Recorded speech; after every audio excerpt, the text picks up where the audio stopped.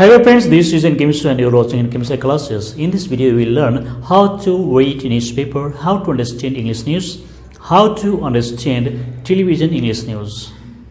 वो भी completely, वो भी ठीक से, वो भी समझ कर। जी, आज आप सीखेंगे इंग्लिश न्यूज़पेपर कैसे पढ़ें, टेलीविज़न न्यूज़ कैसे समझें, इंग्लिश न्यूज़पेपर पढ़कर कैसे समझ जाएं। ये बहुत ही आसानी से।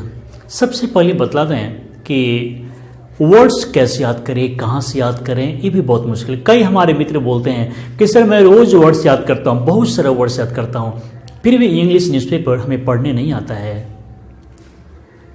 मैं आपको बतला दूँ कि दवा दुकान में बहुत सारा मेडिसिन रखा हुआ है और आप कुछ भी निकाल कर खाते रहें, खूब खाते रहें, खूब खाते रहें, लेकिन आपकी बीमारी ठीक नहीं होगी। Wrong and right? राइट, ठीक नहीं होगी, क्योंकि आपको जो ज़रूरत है आप तो वो आप ले नहीं रहे हैं, कुछ भी लेकर खा जा रहे हैं, तो फिर आपकी बीमारी कैसे ठीक होगी। उसी प्रकार आप रोज़ खूब वर्ड्स याद करते रहें, करते रहें, करते रहें, लेकिन जो अभी आपको ज़रूरत है वो तो मिल नहीं रही है, तो फिर आप कैसे सफल हो पाएंगे। इसलिए मैं बहुत टेक्निकली आपको पढ़ाने का प्रयास करता हूँ। न्यूज़पेपर पढ़ना, टेलीविज़न न्यूज़ समझना, ये सब बिल्कुल आसान हो जाएगा अगर आप उसे टेक्निकली और एक ट्रैक पर चलेंगे, तब ये संभव है। हमारा प्रयास यही रहा है, बस आप हमारे वीडियो को रेगुलर देखते रहिए और अभी तो खासकर इस वीडियो को लाइक कर लें। अगर आप न्यू हैं, पहली बार हमारे चैनल को देख रहे हैं, तो आप हमारे चैनल को सब्सक्राइब कर लें और बेल आइकन को जरूर दबाएं। तो चलिए शुरू करते हैं। आज आपको बताने जा रहा हूँ करप्शन टर्म्स, मतलब न्यूज़पेपर में जब भी करप्शन के बारे में छपेगी तो फिर आज के बाद से आप जरूर समझेंगे, प्रॉमिस।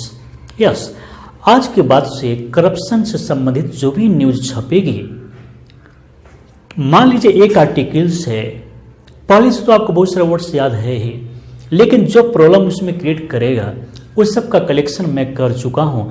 अगर ये सब याद कर लेते हैं तो फिर आपके लिए न्यूज़पेपर, खासकर वो करप्शन पर जो आर्टिकल्स स्टोरी छपी रहेगी, वो तो आप आसानी से समझ सकते हैं, लेकिन ज़रूरत है इस पूरे एक एक वर्ड को सही से समझ लेने की, क्योंकि सफल होना सभी चाहते हैं, सब चाहते हैं, लेकिन धैर्य सबके पास नहीं रहता और इसीलिए 99% लोग सफल नहीं हो पाते हैं, क्योंकि 99% लोगों को पैशंस नहीं रहता, वो ठहर नहीं सकते, उनका मन चंचल इतना ज़्यादा होता है कि वो ज़्यादा देर तक तो कहीं टिक नहीं सकते, मन उनका भागते रहता है, इसीलिए वो किसी भी फील्ड में सफल नहीं होते। इसीलिए ज़रूरत है कि एक एक चीज़ को समझ लें, और दिक्कत हो तो फिर हम हैं, आप कमेंट बॉक्स में तो क्वेश्चन कर ही सकते हैं, हम आपको जवाब देंगे ही। तो चलिए शुरू करते हैं, एक एक करके समझने का प्रयास करते हैं। देखिए, पहला वर्ड है वेज अ वार, मतलब युद्ध शुरू करना, आंदोलन शुरू करना। यस, कैसे? Wage a war against corruption to eliminate it, है ना। तो वेज अ वार मीन्स क्या होगा? आंदोलन शुरू करना। वार का मतलब फाइटिंग नहीं, बल्कि सामाजिक और देश की जो समस्या है उसे खत्म करने के लिए युद्ध को छेड़ देना, युद्ध शुरू कर देना, आंदोलन शुरू कर देना। तो वेज अ वार मीन्स आंदोलन शुरू कर देना। एलिमिनेट, एलिमिनेट बहुत ही इंपॉर्टेंट वर्ड है, स्पोकन में, रिटन में बहुत ही ज़्यादा जरूरी है। एलिमिनेट मीन्स होता है समाप्त कर देना, जड़ से उखाड़ देना, बिल्कुल खत्म कर देना। एलिमिनेट, जैसे wage a war against corruption to eliminate it, ठीक है। Root of corruption, root of corruption means क्या होगा? भ्रष्टाचार का जड़। रूट ऑफ करप्शन मीन्स भ्रष्टाचार का जड़, याद रखना जरूरी है। एड्रेस मीन्स संबोधन करना, एड्रेस मीन्स पता होता है, लेकिन यहाँ पर संबोधन करना भी होगा। जैसे कि लीडर कहीं पहुंचते हैं, भाषण देते हैं, भीड़ को संबोधन करते हैं, तो वहां पर एड्रेस का यूज न्यूज़पेपर में की जाती है, अभी आप चेक कर सकते हैं। नेक्स्ट है गैदरिंग।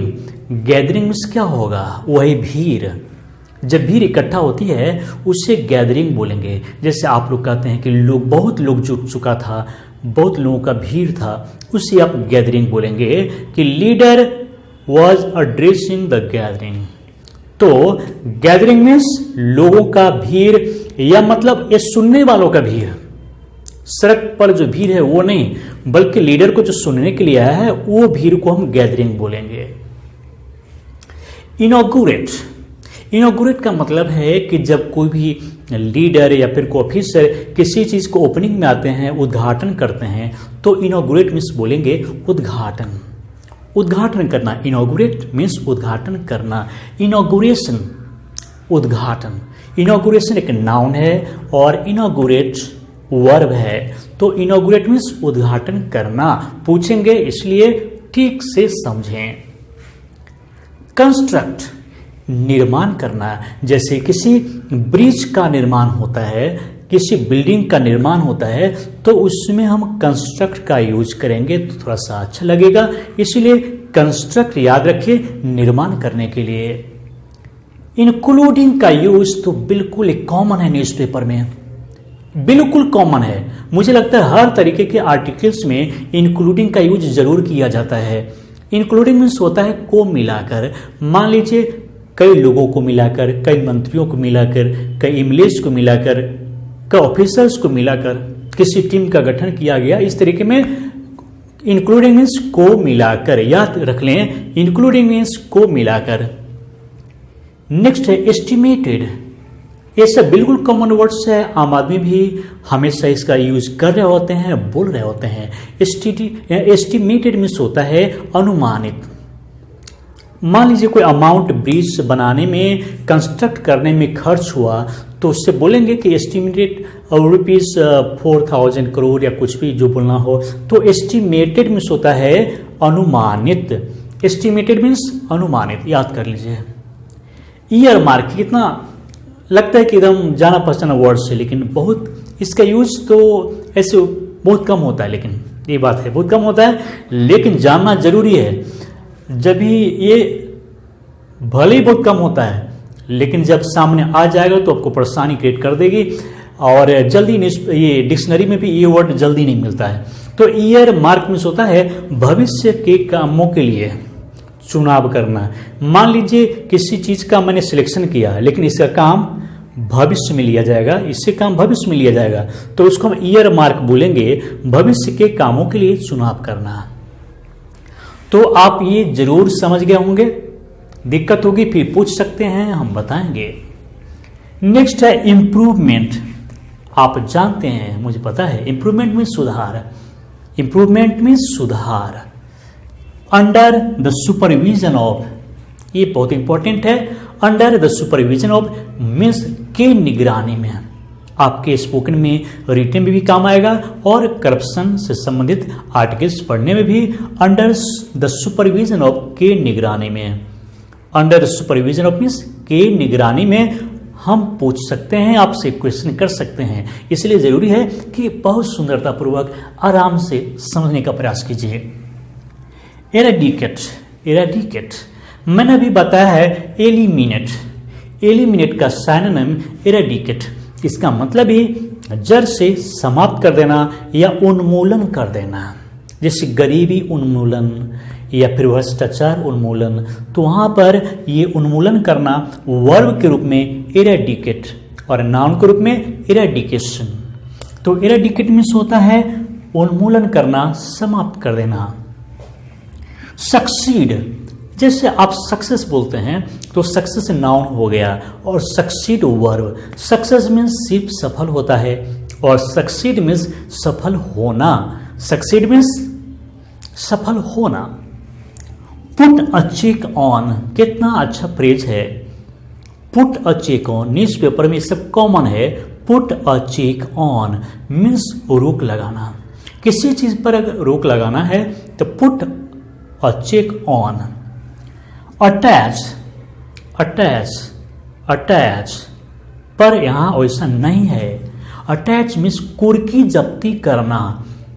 किसी अपराधी का या घोटालेबाज लीडर का कुर्की जब्ती होता है। कुर्की जब्ती समझते हैं?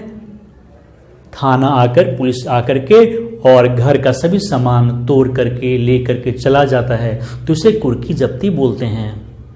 खासकर यह उन लोगों के लिए किया जाता है जो कोर्ट में हाजिर नहीं होते हैं, भागे हुए हैं, फरार अपराधी हैं, तो उनके लिए ऐसा किया जाता है, कुर्की जब्ती कहते हैं। अटैच मीन्स कुर्की जब्ती, इंपॉर्टेंट वर्ड है, अटैच मीन्स कुर्की जब्ती। नेक्स्ट है स्पेयर। स्पेयर मीन्स क्षमा करना। जैसे सीएम का एक रिस्पॉन्स आता है कि I will not spare the culprits the accused. तो स्पेयर मीन्स होता है क्षमा करना। निगेटिव में ज्यादा यूज किया जाता है, I will not spare them. Next है करप्ट प्रैक्टिसेस। बहुत कॉमन वर्ड है और आप हिंदी भी बोलेंगे तो इस तरह के वर्ड्स को आप इंक्लूड कर लेंगे। करप्ट प्रैक्टिसेस का मतलब है गलत रास्ते से धन कमाना, गलत तरीके से धन अर्जित करना। जैसे ऑफिसर्स लोग, कुछ लोग करप्ट जो होते हैं वो घूस लेकर के काम करते हैं, यानी कि करप्ट प्रैक्टिसेस करते हैं। क्या करते हैं? करप्ट प्रैक्टिस, जो घूस लेकर के पैसा कमाते हैं, गलत तरीके से पैसा कमाते हैं, यानी कि करप्ट प्रैक्टिस करते हैं, उसे करप्ट प्रैक्टिसेस बोलेंगे, गलत तरीके से धन अर्जित करना। लॉ एंड ऑर्डर सिचुएशन, कानून व्यवस्था की स्थिति। आप सुनते होंगे कभी कानून व्यवस्था की स्थिति बहुत खराब चल रही है, मतलब law and order situation is wrong nowadays. तो अब क्या है, रॉन्ग का मतलब नहीं यहां पर, law and order situation is bad in our state. अब नेक्स्ट है to check rise in criminal activities. Check means रोकना, राइज मीन्स बढ़ोतरी, वृद्धि, इन क्रिमिनल एक्टिविटीज मीन्स आपराधिक गतिविधि, मतलब आपराधिक गतिविधि में वृद्धि पर रोक लगाना। To check rise in criminal activities मतलब आपराधिक गतिविधि में रोक लगाना। तो उम्मीद है कि आपको ये पूरा वर्ड्स याद हो गया होगा, क्योंकि मैं बहुत समझा कर आपको बताता हूं ताकि आपको बाद में इसके लिए कोई मेहनत नहीं करनी पड़े। हमारा वीडियो देखिए और उसी समय ये चीज आपको याद हो जाएगा, ये मेरा पूरा प्रयास है। लेकिन अब आपसे एक क्वेश्चन करना चाहते हैं, दो वर्ड पूछना चाहते हैं कि मैं ये देखना चाहता हूं कि आपको याद हुआ या नहीं, इसलिए इस तरह से पूछता हूं ताकि आप कितना कंसंट्रेशन के साथ वीडियो देखते हैं ये पता चल जाए। बहुत आसान। चलिए, सबसे पहला वेज ऑफ वार और दूसरा रूट ऑफ करप्शन। पहला वर्ड है वेज ऑफ वार और दूसरा रूट ऑफ करप्शन। इसका मीनिंग क्या होगा अभी आप हमारे कमेंट बॉक्स में लिखिए, आपके जवाब का इंतजार है। तो दोस्तों, इस वीडियो को देखने के लिए आपको बहुत बहुत धन्यवाद।